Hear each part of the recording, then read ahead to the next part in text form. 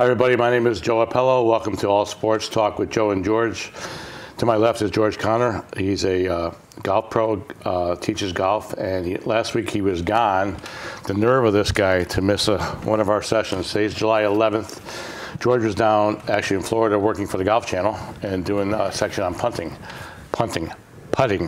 George, what did you do down there besides football? I did not do any punting. Okay. Yeah, this is my third trip down. Each time we go down, I do 2 episodes of the Morning Drive. The Morning Drive on the Golf Channel is kind of like their sports center. Okay. It's their morning show. Sometimes it's an hour, sometimes it's 2 hours.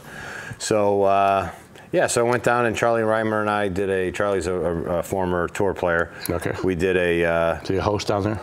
Yeah, he's one of the talking heads, anchors types things. So okay. he left. There's 2 studios down there. There's Studio AP, named after Arnold Palmer, okay. and then the next studio is where they do all the teaching and stuff like that. So Charlie came down the hall and we did a segment on putting and pre-shot routine and that sort of thing. So it was a kind of a packed-in day, but it was fun. They flew me down the night before. As always, when I'm traveling, I was supposed to be on the ground at 5:45. By the time I got to the airport, very late. I got the rental car and got to the hotel. It was 9:45, so okay. So a little late. But they do a different aspect of the golf game every time you get down there. Yeah, I mean, I've kind of become a bit of a putting specialist. Okay. So I've done shows on driving and full swing and stuff like that, but the majority of stuff is on putting. How were they able to pick you out of all the possible guys in the country? Or what they did is they started the Golf Channel. Obviously, they started on TV before the internet, and then they have a huge presence on the internet. So they have TV, they have internet, and then what they wanted was an in-person place. So they in each market basically selected people. So okay. in the basically the Hartford market is just me. In the Chicago market, they might have 2 or 3. So based on the size of the market. How did they give just you? Were you nominated? Did you volunteer?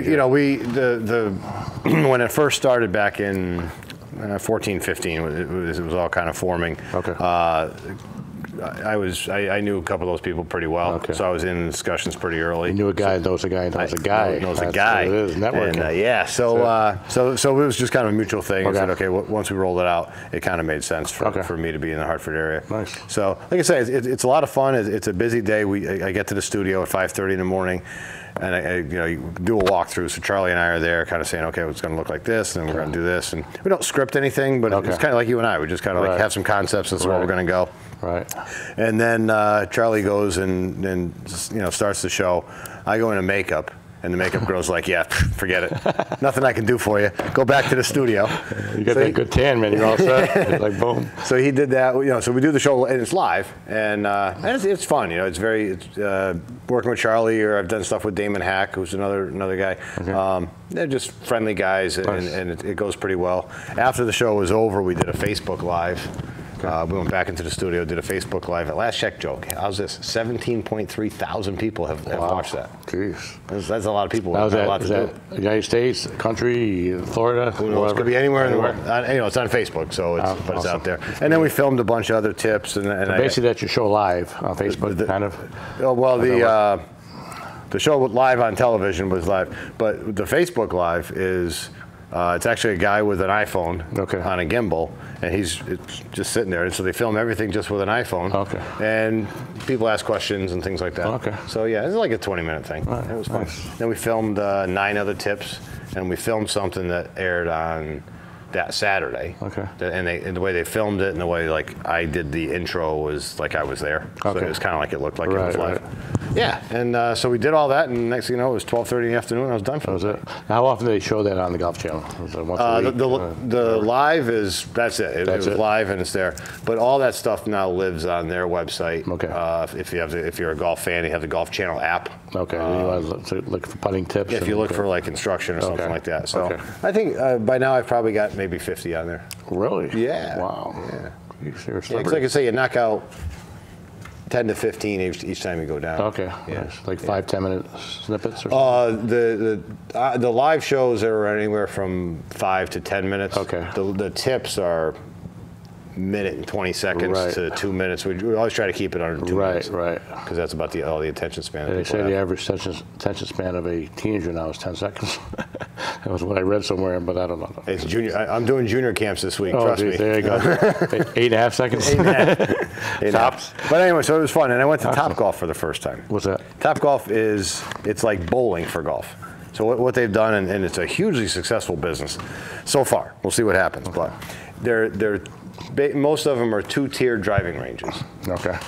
And every golf ball there has a computer chip in it. Okay. So you hit out into the field, and they look like dartboards. Okay. So there's a dartboard at 80 yards and 120 and this and that. And so if you and I are playing, the computer kind of knows, okay, George is hitting the ball now. And I hit it, and it goes into the circle, and based on how close to the center of the circle it goes is how many points I get. Oh, okay. One shot, and that's it? Well, like the typical game is I'd hit 5, you'd hit 5, and then we do that 4 times. So at the end of the thing, you'd hit 20 shots, I'd hit 20 shots, and it keeps track of the points. Okay. But really what it is, it's like a... Like a jarts thing, Tammy? I guess you can call it that. But it's like a pretty decent restaurant bar type thing with golf as the draw, or a golf-like experience. So I know a couple guys that work at different ones, and they get as many non-golfers as they get golfers. Yeah, I guess like you would imagine at a bowling alley. It's an activity. It's something. Any drinking involved in these things? Oh yeah. It's like actually the guy that works at the San Antonio store. He says good food, good drinks, and a golf-like experience is what he calls it. That's interesting. Is that a southern thing or coming up this way? It's gotten as far north near us as up into New Jersey. Okay. They do have them in Chicago, but it started. I think it started in Texas. So Texas, Arizona. Okay. The one in Orlando that I went to I think it opened maybe sometime this calendar year. So we'll see what happens. But the first place or the first year that San Antonio was open, they were on schedule to gross $26 million. Oh my God! Wow, something new. Yeah, one of the guys that works for us at Subway is in the Frisbee golf, and that's kind of interesting. Yeah, I remember as a kid we used to play. Yeah, they have a Frisbee. It's not a regular recreational Frisbee. It's a smaller disc about that big. Yeah. And you throw it just like golf into a netting, and there's different, dog legs and different hazards and whatnot, and they have different levels, and that's coming on too. There's a couple of courses. Over in Manchester at Wickham Park, they have a course there. Yeah. And actually, a friend of mine, it's something that he does, and they have. You have different discs. Different discs, right? Like a driver disc. One's more stable, so for putting, and then the driver one would go further and stuff. It's pretty interesting. I mean, I remember as a kid playing it just with, a Whammo Frisbee. And aiming your friend's head. And just hit it at a stick or something. Yeah. That's pretty interesting, too. Yeah. Hey, anything that gets people out and about, right? Yeah. Recreation. A little activity. Very good. Well, it's good to have you back. Thank you. Dave did a good job. One of my best friends from high school, and knows sports, and it was fun. Breaking news! Sorry, breaking news. Croatia advances to the finals of the World Cup. Whoa! All right. Who cares? All right, we covered the World Cup. Next. I say that. Yeah, we're bad. NBA. LeBron James, a big story last week. He declared, and he's going to go to obviously the Lakers. Yep. What do you think about that move? Not surprising. Yep. I think the NBA as a whole. Probably not the greatest thing that can happen for him because the West is so dominant already. Yep. That now we don't know if this will automatically make the Lakers dominant, but in an ideal world, he would have gone to one of the Eastern teams. Right. From what I understood, he only talked to L.A. and his agent talked to L.A. and Cleveland. They didn't even talk to the Sixers or Celtics or anybody else. So there was all these rumors at San Antonio that he was going to go here, there, whatever. But they only focus on the two places. He's either going to stay or he's going to go. Yeah. And I think that one of the biggest decisions for him is he has 2 houses in L.A. Mm-hmm. And I see as production companies and movie companies out there, and then his kids are going to be, I think the one boy, like we talked about, is going to go in 8th grade. Mm-hmm. And there's the high school that they think he's going to go to at this point has a couple of famous basketball players' sons playing. I think one of them is, top of my head, I can't remember who they were. Maybe Gary Payton's kid. Oh, I know. One Scottie Pippen's kid is there. Oh, okay. I don't know how young they are, old they are, but they have a couple of NBA parents fathers that played in the NBA, and the kids are at that school. It's also going to high school or whatever. Heck, I don't know my facts here, but yeah, one of those. So I guess his youngest son, his oldest son's going to go there. I guess they're looking to go there.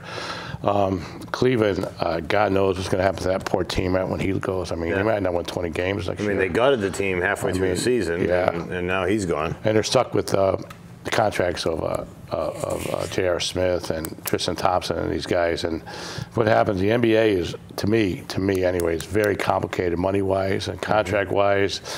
Agents, restricted agents, bonuses, guaranteed contracts, and the regular person has no idea how that works, and we don't know.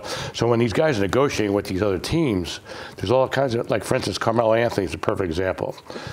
He had a $27 million option with OKC, and he took it, but then they're able to waive him. Did you follow all this? They waived him. So now I get so confused. Yeah, they waived him, so he's able to go somewhere else. By waiving him, they save $100 million on their luxury tax, even though he only pay him $27.9 million. Again, it's so complicated. Yeah. And then chances are he might go to either to the Lakers, Houston, as a primary shooter for them. So that was interesting. You get a guy that plays average 16 points a game, he's making $27 million. Yeah, why not? Doesn't play defense, Yeah, it's just money. Yeah, it is. Then Paul George stayed at OKC, which I thought was good. It's nice to see these guys have some loyalty or stay. You know, I mean, I think this idea of an NBA championship is kind of overrated. A lot of these guys, they like everyone else, they want money. They want to go where the money is, and winning an NBA championship would be great. But like somebody like LeBron, who's done everything and has all the money in the world, I think his priority is to win a championship or have a contention for one. And like all the guys in the Warriors, since they've had a taste of it, but these other guys, they're going to go like, Chris Paul, he signed with the Rockets. Yeah, he's 5 years, $200 million, whatever he got. I mean, why not? Why wouldn't you? And God Almighty. What gets me is when people fault them. Oh, they're just chasing the money. Yeah. Hey, somebody offers you $26 million to play a game for a year, and somebody else offers you 15. I don't know. I'll take the 26. If you have a job that's okay and you're paying X amount, somebody's going to pay you 10, 20, 30 times more, you're going to say no? I mean, You and I were talking off air, I don't know, last week or something about one of the talking heads on ESPN saying nobody wants to play with LeBron and this and that. Which I thought was interesting. The issue I have, because you're talking about the complexity of salary caps and luxury taxes and everything else, is when you pay LeBron when you're paying LeBron money, what's left? Right. How are you going to get these other guys for $200 million or whatever else? There's only so much that any team is allotted. Right. So. That's parallel to the NFL, where some quarterbacks are generating $25, $30 million a year. Yeah. Where your running back's getting $2.5 million. Yeah. And they're both working hard, busting their butt, and then you say, well, your quarterback is taking up 20% of all your total salary allotment, and that's why it's always a tough thing with that, as far as who gets money. And these guys, like for instance, the Lakers signed Rajon Rondo for a year contract, and they signed Lance Stevenson. Why I don't know. I guess Rondo maybe to bring him in here to mentor Lonzo Ball as a point guard. Don't know. I don't know how Rondo is. Is Dad okay with that? Yeah. I also read another article in there, and he said LeVar Ball and LeBron will not get along. We're going to go at it right and left, blah, blah, blah. But that remains to be seen. Who comes out on top of that one? Yeah, exactly. And then Chris Paul did sign with the Rockets again. And Clint Capella, I guess, is looking around to see where he can go. I guess he's a free agent as well. I guess the Rockets didn't offer him as much. The offer for Capella was a lot lower than he expected for that. And then the Warriors signed DeMarcus Cousins for $5 million. That was a steal. I mean, you look at it a number of different ways. He's coming off a very bad injury, an Achilles injury, which some people say he might not be back till January anyway. But they got him at $5 million.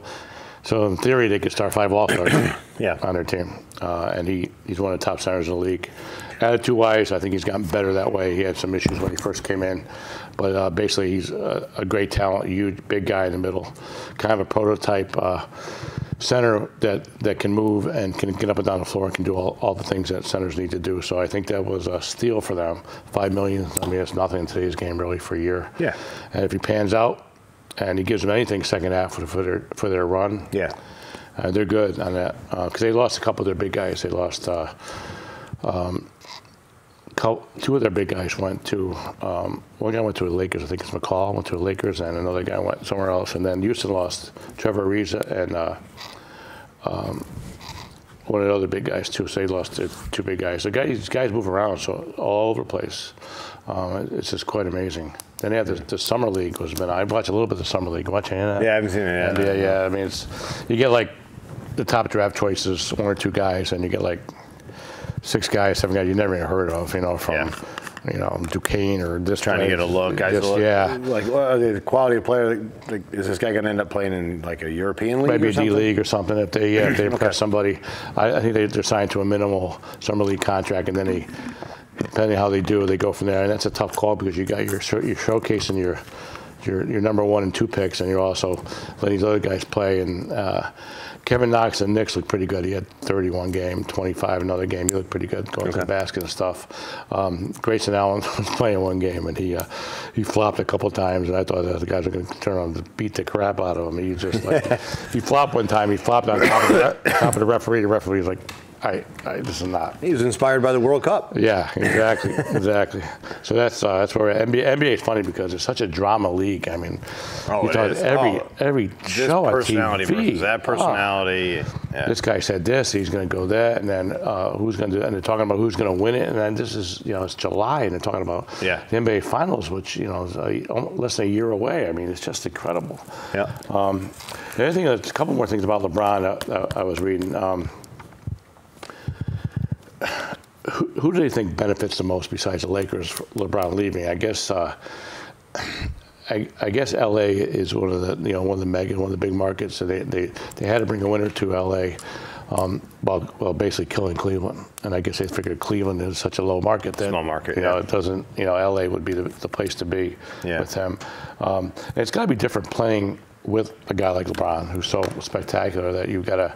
I wouldn't say cater to him, it's probably not the word, but blend in with him and just, kind of going to his game, whether it's as a shooter, driver, defensive player, whatever it may be. So there's quite a bit of adjustment there. And he's got a mix of young guys and older guys. I think that's why he brought in Rondo and Stevenson, a couple older guys to kind of balance out a little bit. Yeah. But it should be exciting. Early on, and I think maybe you and I had talked about it.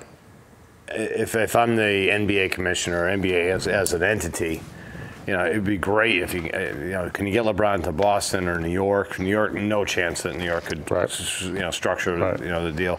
But Philadelphia would be another one. Philadelphia, a great historic franchise with Dr. J and Moses Malone and all that. Right. It's twice the size of Boston now, population-wise. Right. But I think a big thing with LeBron too is he's got to go to somewhere where he wanted to be able to go along with the coach and feel comfortable with. Luke Wall's a great guy, great young coach. So I think that was important for him to do. I don't know about this guy. The guy at Philly, I don't know how highly respected he is, but the Cleveland and LA were only basically two places he really considered. If he were to stay in Cleveland, which I kind of thought he would do, they're so hamstruck with their salaries or something. They really couldn't do it. They couldn't really improve the team that much with the contracts they got. So I think that was a major decision for him. I think if they would have had some cap money, they could have got a few guys like Paul George or somebody, whoever, he might have stayed. But I just think the opportunity to go to LA and grab you grab one or two other guys with you. A lot of people were saying it was based on if Kawhi Leonard went to LA or some of these other guys, but I don't think that was much of a factor for him. He's he can make do with whatever he has around him. Yeah. He's just the best player ever. So that should be fun. Well, you just said best player ever? Well, I think. Really? I think he is. The main thing because, the comparison with Jordan, I hate to compare because of errors, but I mean, the thing about LeBron is he can play all 5 positions. Yeah. He can guard the post, he can guard the point guard, he's a natural forward.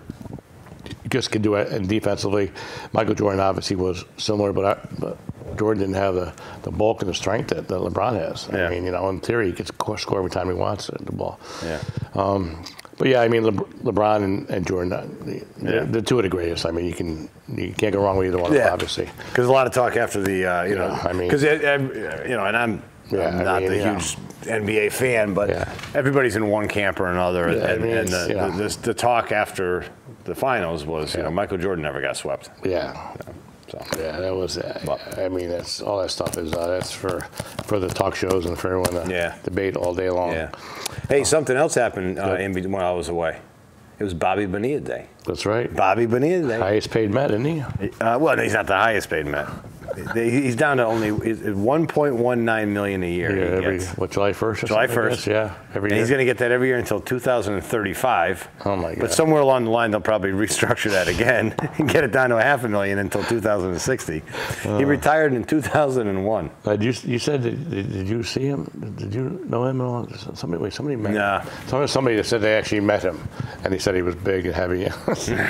He was just swimming in some pool or something. $1.19 million every year until 2035. He hasn't played ball in 17 years. Amazing. It's fantastic. Let's talk about your Mets while we're in that subject. Mets, we have to. Well, we don't have to. So Sandy Alderson is sick.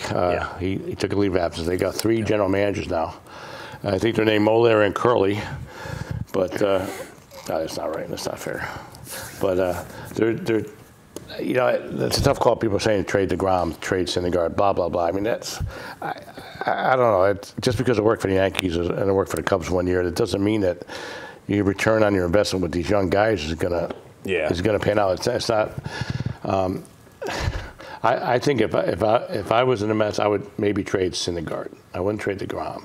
Syndergaard might be the guy I'd trade for maybe 3 starters, 3 young starters from somebody. Like the Yankees could give up Andujar, Clint Frazier, and one other guy, maybe one of their minor league pitchers or something. But that'd be the only thing that I could see rationally. But to trade these great players that you have, I don't know who's going to give you what. Who's going to get from. If I had to trade Syndergaard or DeGrom, I would absolutely, and I hate to say it because I love the personality of the guy, but I'd have to trade Syndergaard. Syndergaard he's always nicked up. He's missing games here or there. DeGrom is he's an innings eater. He's every bit as talented as DeGrom. He's not as flashy. He's not going to hit 100 miles an hour on the gun, but he's there every 5 days. That being said, now I wouldn't want to trade either of them. Right. Yeah, I wouldn't either. Because I don't think. The Mets. Yes, they have great pitching, and even as bad as they are, they still have great pitching. The bullpen could get better, but you're not gonna trade a Syndergaard or a DeGrom for a guaranteed 3.5 runs a game. It's just not going to happen. So now you have this great pitching staff, and you make it mediocre, and you take your horrible lineup and you make it maybe a little bit better, a little bit less horrible. You're not even get it to mediocre. It's a tough call. Before I would do something like that, I'd bring up this kid Peter Alonso, who plays first, big guy. I'd put him there, and then there's another kid, Jeff McNeil, I think his name is. He's a big second baseman, a lot of power. Bring him up too. Let him play on the right side. Figure out what you have. What do you do with Cabrera? Who cares? He's their best player. But I mean. Yeah, if I'm going to deal a pitcher, I'd look at Matson Wheeler, and you're not going to get the same amount for it. But this isn't going to be an instant turnaround. It's not the old Steinbrenner Yankees. But the Mets are so dysfunctional that they bring up Dominic Smith, and a lot of times they don't even play the guy. Let him play. They had Flores at first base, and he rakes left-handed pitching, and Dominic Smith hits lefty, so they could platoon those 2 guys. But Flores actually has a Met record for walk-off hits. He's got 10 all time. He just had another one the other day. Yeah, he's like that. But I mean, what do you do with Flores? I mean, he's a little average, above average player, I would say. Defensively, he's average. Is that going to take you to the next level? I don't think so. You got Todd Frazier's getting nicked off. He's been on a DL twice this year. Never on a DL before this year. So is that because of age, because of whatever it may be, because he's playing with the Mets? He just happens to get nicked up. Happens all the time. The official hospital of the New York Mets. Yeah, exactly. But then they still got Jose Reyes, though. Yeah, and I don't know, a week or so ago, I'm in the truck driving home, listening to the pregame thing, and they're explaining that Reyes is in the lineup instead of Rosario, because Rosario doesn't hit sliders very well, and whoever the starting pitcher was, I think they were out west in Arizona or something. He's got a mean slider, and so Callaway says, "Oh, I'm going to put Reyes in there." what are you trying to win? I mean, at this point, you're in the basement. You got there's no importance of the game. Right. If you have any future with Rosario, or you think it's there, don't sit him because there's a good pitcher. Get him in there and get him reps. Get him, let him look at sliders. Same thing with Dominic Smith. Either let him play him or don't. You can't let him play sometimes because it's not fair to the player to have him play once every 2 days, 3-4 days. I mean, you never get a rhythm. You never get your stroke in there. And then Brendan Nemo is a perfect example of how they've given him a chance to play a little bit. And, some people thought he could make the All-Star team. I didn't. But, I mean, his numbers are pretty good, Met numbers. And he's playing pretty well. And it's funny because he hustles and he plays the game right way. And they're like amazed at that. Well, they all should be doing that. They all should be playing the game the right way. He hustles and he enjoys himself. It's a commentary on the situation. Exactly right. That the one guy who's playing fundamental baseball they think is an All-Star. Right. It's amazing. And Conforto is, to me, he's never, he has that beautiful swing, but he hasn't really put anything together. He's been 220, 215, and it kills you. He's a good hitter. He's not a good hitter. If you're batting 220, that makes you a good hitter because you look good. I never understood that. I mean, if I have a nice looking golf swing and I can't break 90 every time I go, I'm not a great golfer. Not a good golfer. It's just the same thing. It's just incredible. It's like he's a good shooter. He has good form, but he can't throw the ball in the ocean. And what the heck is that? It's incredible. And then they brought up 3 or 4 guys from the minors that, oh my God, they're getting beat up so bad. They had this guy Gagnon last night. He's a 28-year-old rookie. Just got tattooed everywhere. And it's tough to come up to, the Major League debut right in the middle of July. And just a no-win situation. No-win situation, this kid Flexen was pitching. Oswald was, these guys that didn't do anything in the minors. And they come up to the Mets and get hit around pretty good, and you say, okay, well, that's what we thought we had. But, so, I mean, it's just, I think Callaway made a big mistake the other day with, it didn't matter. They ended up, I don't know if they won or lost. It was a 3-0 game. I think they lost it anyway. But he was going to have a pitch hitter. No, he was bringing Jerry Blevins to pitch to the left, to the left-handed batter, and then he was going to bring in Asdrubal Herrera to pitch it, but he didn't announce it, and then Herrera didn't. It was just a mess. And anyway, he was trying to outsmart the guy and ended up backfiring him, but it didn't hurt him because nobody got a hit. So, but that was another one. The worst thing I feel sorry for Callaway is that he goes on these post-game stuff, and the media is brutal. They're just, you can't fool them, and you can't give them attitude. No. They'll bury your butt so fast. He gave him attitude one game. He said something about he had Familia pitched 2 days in a row, and the second day he had 28, 30 pitches one day, and then the second day in a row they were 3-4-0, and he got blown out in the 9th inning. And he's like, well, what you do is you use your closer, and what you do is you bring him in the 9th. Then he brought in Swarzak, wasn't even ready, and he says, well, he told me he was ready, and it was just he made a total idiot of himself. Because he made the wrong move. Instead of saying, you know what, I really messed up. I shouldn't. Looking back, Familia is not good back-to-back. Maybe you should have brought him in, and I should have given Swarzak a little more time. But there's the perfect example. If your closer can't go back-to-back, there's going to be nights where you're going to throw 25 or 30 pitches. Now, you're not going to do that 4 nights in a row. But if your closer can't throw 30 pitches tonight and come back with 20 pitches tomorrow, then he's not your closer. But he's a closer. I guess the point is you have other options. If you don't have any options, what are you going to do? But I mean, you got to make those options. You got to build those options. You got to have some flexibility there. So I mean that was and he's at the podium after post game, and he just sounds like a moron. He tries to explain things, and even the writers like, it doesn't make any sense what you just said. So that's it kind of, and you feel sorry because he's like a heck of a nice guy and he's trying hard. He's a first-year manager in the National League from the American League. So I mean, there's a big adjustment there in the National League. With the no DH and your pitchers and the double switches and stuff. I think he's kind of overmatched right now. Hopefully, he figures it out, and because he's a good guy and I think he cares and I think he has a good baseball mind. But man, you think you get a little more help from your assistant coaches too, in that respect. I mean, who's your bench coach? I mean, Where is he when the lineup card fiasco happened? In his behalf, he has had Cespedes since May 19th or May 9th, I think it was. He hasn't had Syndergaard for very long. Yeah, the best player and your second best pitcher you haven't had for 6 weeks. I mean, so take that out of any team, and there's going to be issues. Sure. Yeah. So I mean, he doesn't have the greatest team in the world, and he's got a tough hand there. Yeah. But part of me says he might keep his job because of the starting pitching, as good as they've been. Part of me says, I think they give him a pass. I think they keep him.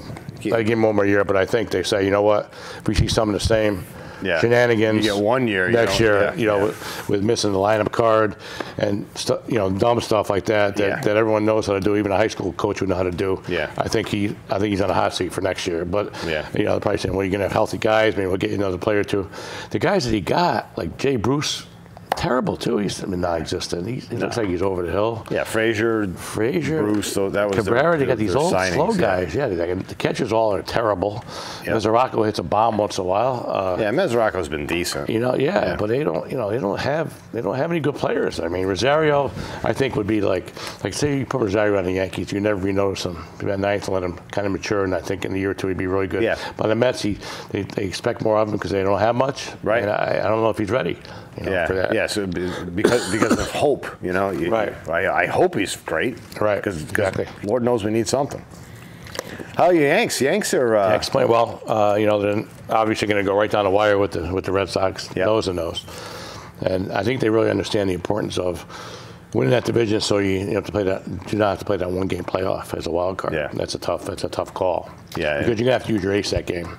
Yeah, having added that one game playoff just a few years ago. I mean, this year it looks like. It looks like it. Yeah. They might have the two best records in the American League. Yeah, and one of them runs the risk of playing one playoff game and see you later. 162 games for one shot. Yeah. That's the tough one.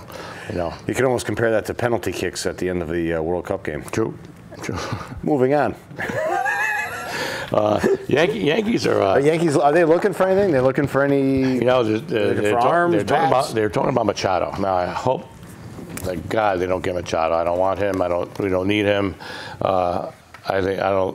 He's a good player and all that, but for what? He's going to come in and disrupt your clubhouse. He's going to be the center of everything. Yeah. He's not going to play short because they got Didi, unless they trade him for Didi, but they wouldn't do that. And third base, they got Andujar, possible rookie of the year, him and Torres. I mean, why do you need Machado? If they're going to spend that kind of money, you might as well get some kind of pitcher. There's got guys out there that need, a second or third line pitcher. Sonny Gray's been getting lit up like a Christmas tree the last couple of times. He's just like his ERA at home is like 8 or something? Almost 8, 7.93 or something. Then away he was better, but then he got lit up last week. I don't know. He's kind of a mystery. He's an incredible athlete. That I think it's one of these guys that's got to hit the corner. Has got to have a little more bite to his breaking stuff to really just get by. But to me, though, I mean, they still got Severino, Tanaka, and CeCe. I mean, those are three really, really good pitchers in a 3-game series, 4-game series, 5-game series. You can get by with those guys. And then you got the 2 rookies, Herman. Assuming you don't have the 1-game playoff. Yep. How many pitchers do you need to? How many starting pitchers do you need? Well, do you need 3? The first round's 3 out of 5, I think, and then the second round's 4 out of 7. 3 pitchers. 3 pitchers, 3 starters. Your number 1 can go 1 and 4, and your number 2 can go 2 and 5 if you had to. Yeah. Some teams that have 4 can go 1, 2, 3, 4, and then the number 1 do number 5 if you have a 5th game. Yeah. Some do that, but a guy like Severino, who's been like fantastic. What is he? 14-2 now, I think, at the All-Star break. He's been. Some think he's the best pitcher in the American League, him and Chris Sale. But Severino is a special talent. They signed his younger brother.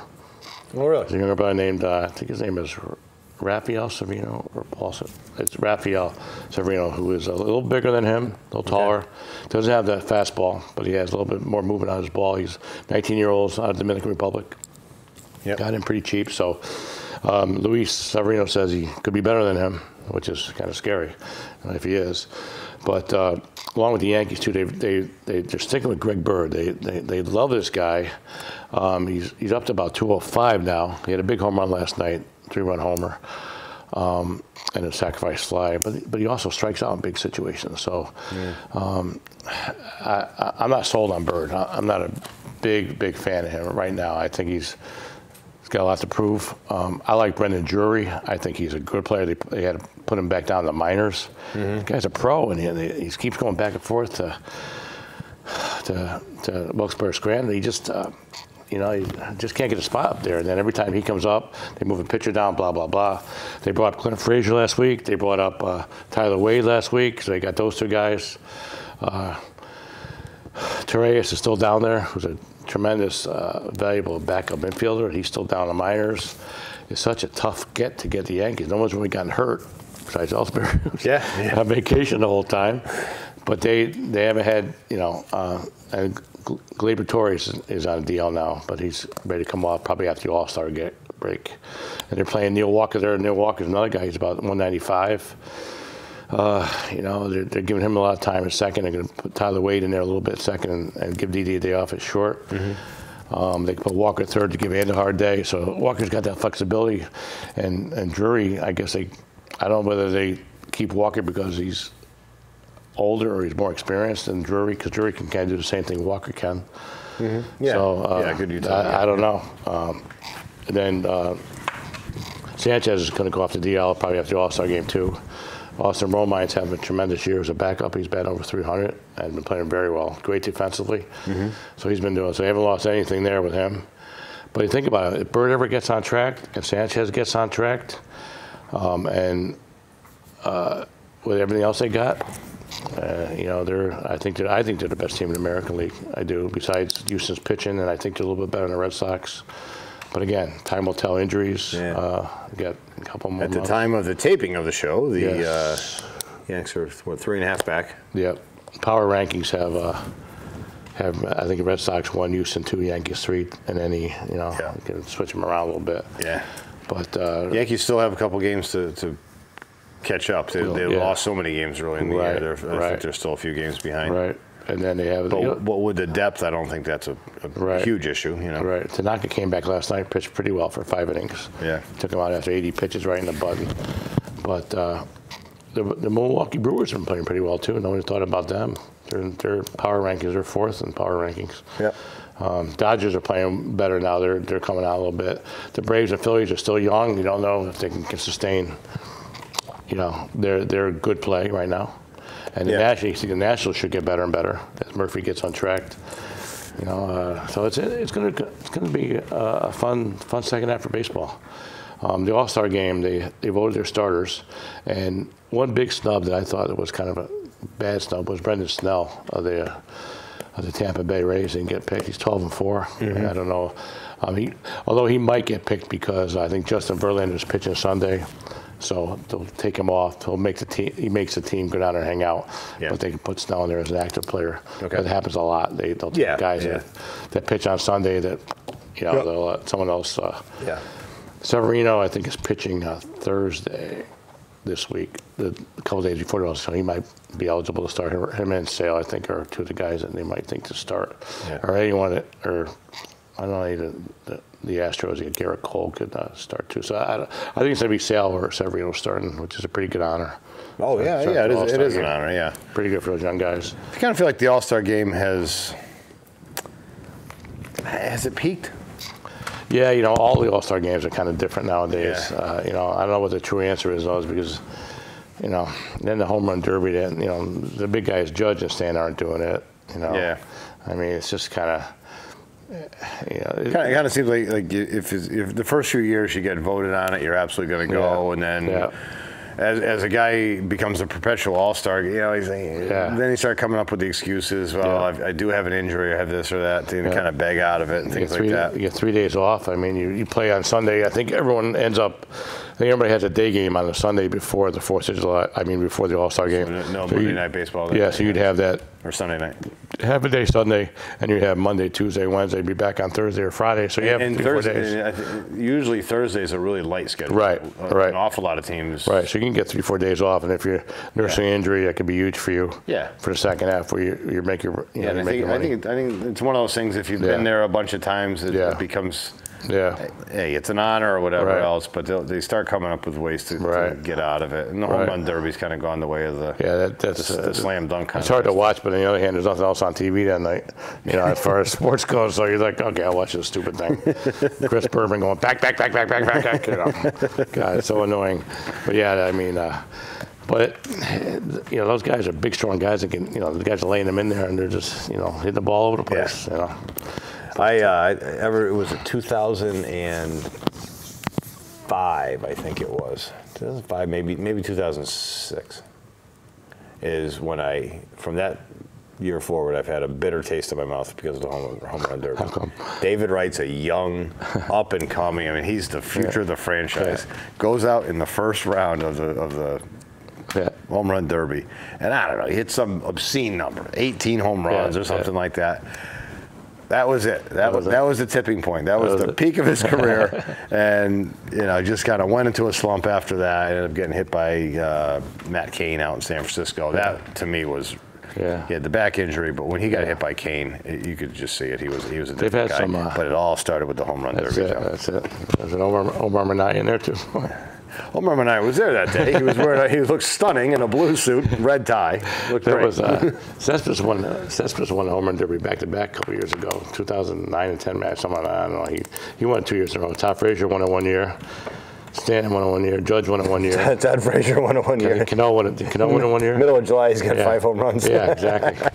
Yeah, it's amazing. You see some of these guys, like say a guy like Gardner, for instance. I watch Yankees all the time. He has 24 RBIs, and this is July 11th now.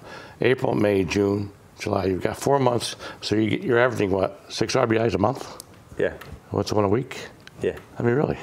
When you think about it. Now, if he's on the Mets, that's fantastic because 9 times out of 10 he comes up, there's nobody on. So the only way to get an RBI is to hit a solo shot. Poor Mets. The poor Mets. I bet you Terry Collins is like, whoo. He's like, I'm glad out of that circus. Do you think Alderson stays? I think he's done. Yeah, I think he's done. I mean, why bother? That's another reason. He's older too. He's almost 70, I think. Yeah, I don't need this. I mean, that's another reason I think that's another reason why this could be Callaway's last year.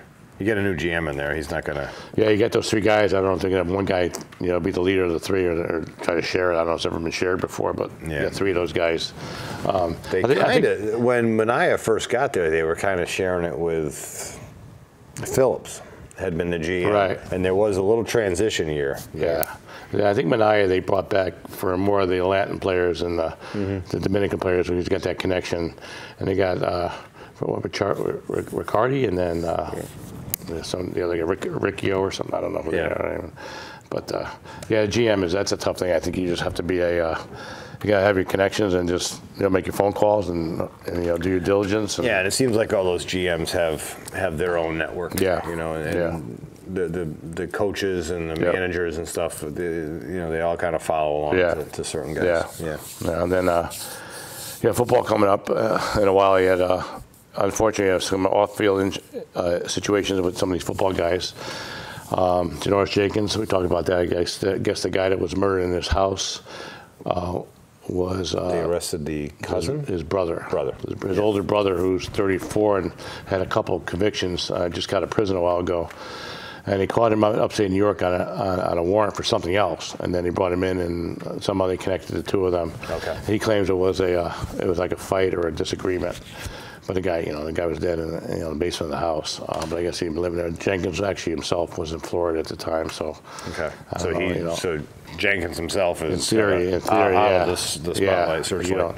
I'm sure his brother's going to claim self-defense or just an argument or whatever. Because I don't know who saw it or who was there. Yeah. I mean, but then to leave the guy there, Yeah, but anyway, they picked him up how far away? Yeah, in upstate New York, and he was from New Jersey, and he was he's an ex-con, with a warrant for his arrest for other things. So I mean, that probably doesn't help him out at all. Yeah, that doesn't help the self-defense cause. No. Up here. Now Barry Caulfield, you remember him? No. He was He was on the Giants. He was, I think, he's a tackle. He got caught with. He's 34 years old. He's out of football now. He got caught with heroin or something in his car. Got stopped, and then he got caught with heroin in his car. And then another, Pac-Man Jones just had something yesterday. Did you see that? No, I didn't see it. He got arrested for something. That was another guy. So you've had some of these guys that, man, you know, I think a lot of them just think they're so invincible. They do some stupid stuff. And you know, and we've talked about guaranteed contract, non-guaranteed contracts, and in the NFL, very little of the money is guaranteed. Right. And absolutely, because some of it being the injuries, but a lot of it's this stuff. Yeah. You know, yeah, we'll guarantee whatever, $20 million a year for 4 years, and 1 year in, you get arrested for heroin or murder or something like that. I mean, there's character clauses that they have in those contracts. But I mean, I don't know what that means if you're arrested or whatever. And then you get these poor guys that, I say poor guys, it's not the right word, guys that could get accused of domestic violence and they didn't do anything, or they didn't, and then they get cut or they get suspended, and then it's just then the girl comes up and says, oh, I would just I want it back or this or that, and I mean that boy, that's then they got to spend the money on the lawyers and all the thing, and then it's just a freaking mess. Yeah.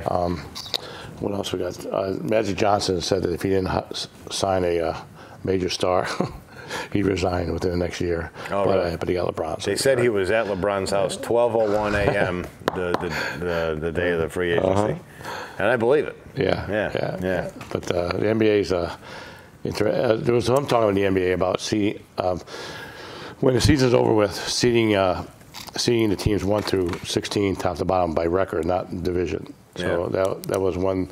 I guess they had the fear that the West is so strong that you're playing for the championship in the West as opposed to playing whoever comes out of the East. And you're just gonna like this year the Warriors swept the Cavs. Yeah.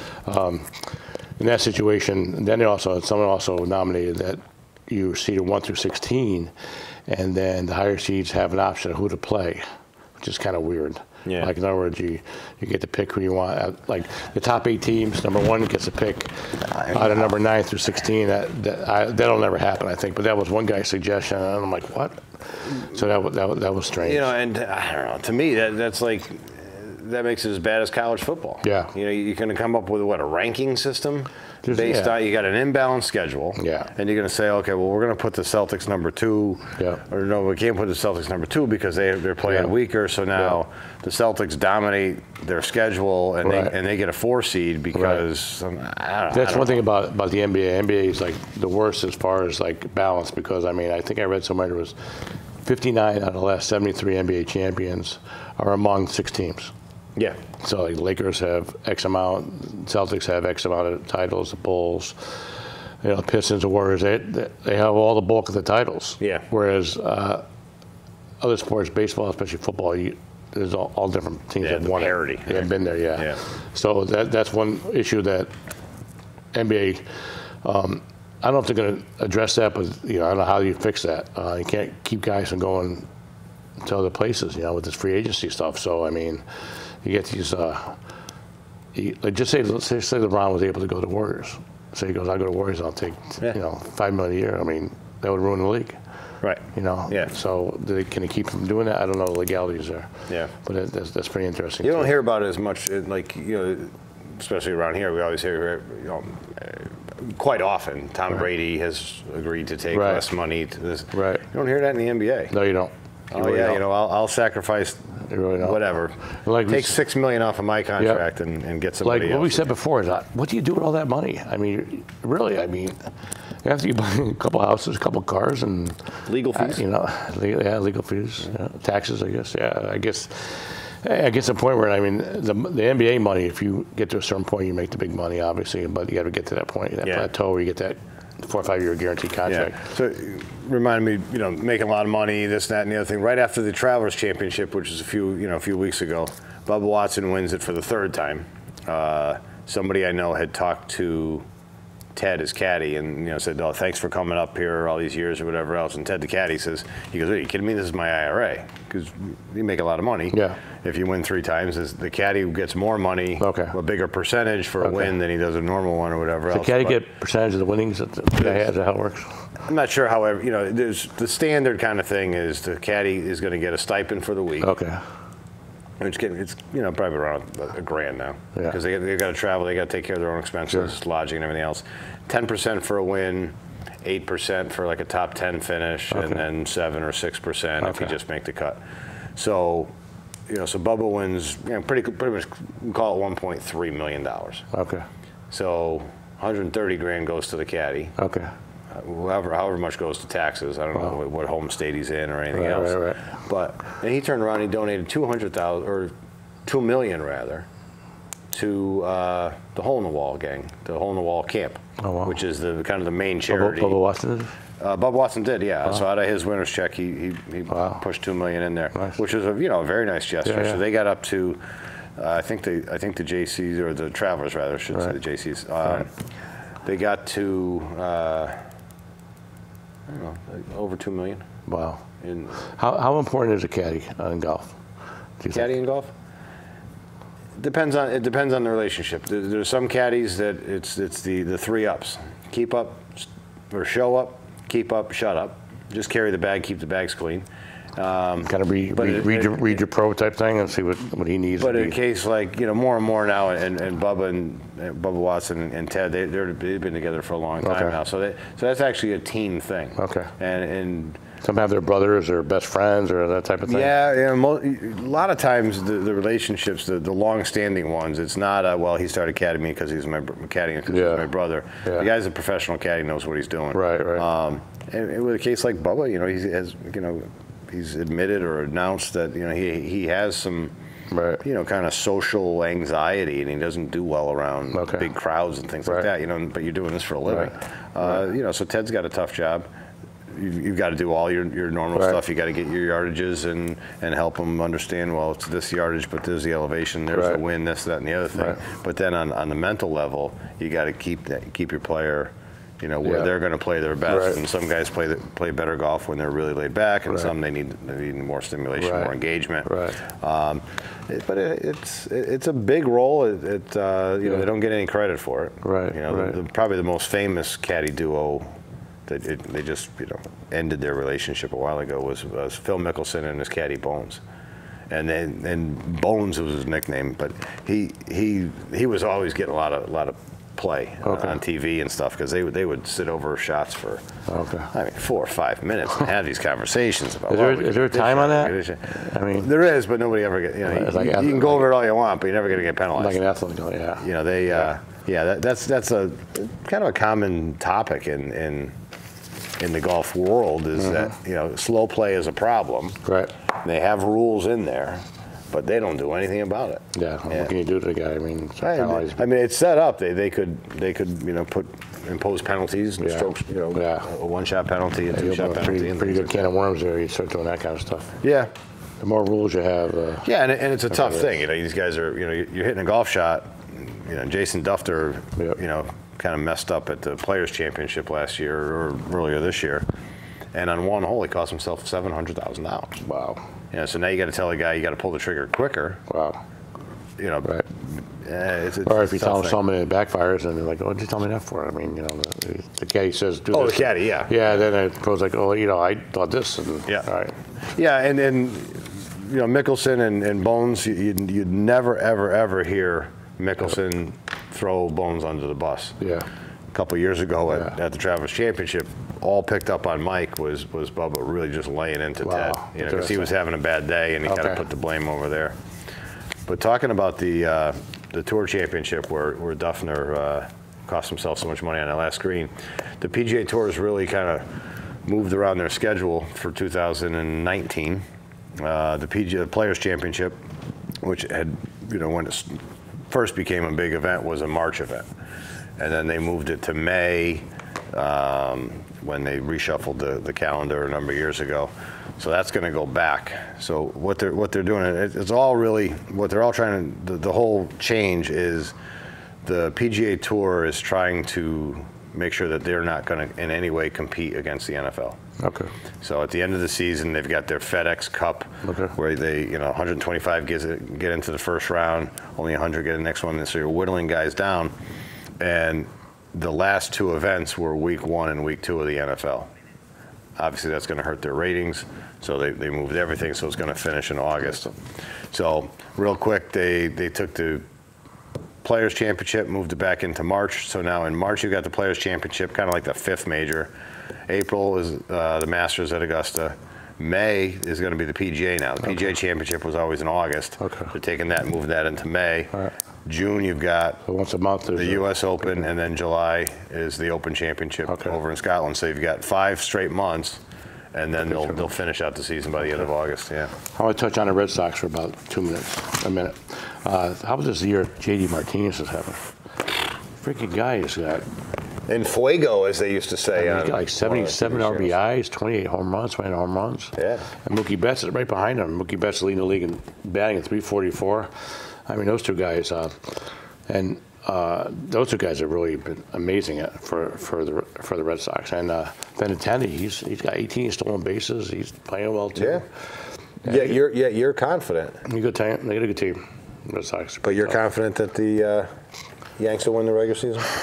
Yeah, I don't know. I think Sonny Gray is a big part of that. Yeah. The fourth starter for the regular season. Yeah. I mean, you got to have a guy that can hold their own in those. If nothing else, he'd just eat up some innings. Yeah. They got, like I said, for the fourth guy, you get Yvonne and Lowenzaga can kind of be that 4th or 5th guy. Yeah. Gray could be the 4th or 5th guy. I like to see him have get another guy, but then I don't want to, give away any of the players, So I don't know. I think they got enough. Sanchez and Burr start hitting like they could. I think they'll score enough runs to be fine. Yeah. But then again, I would not give Machado though. God, please don't do that. Please don't do Machado. Okay. All right, George. All right. Good job today. Joe, thank you very much. Back. Glad to be back. All right. Thanks, boss. All right. Thanks. All right.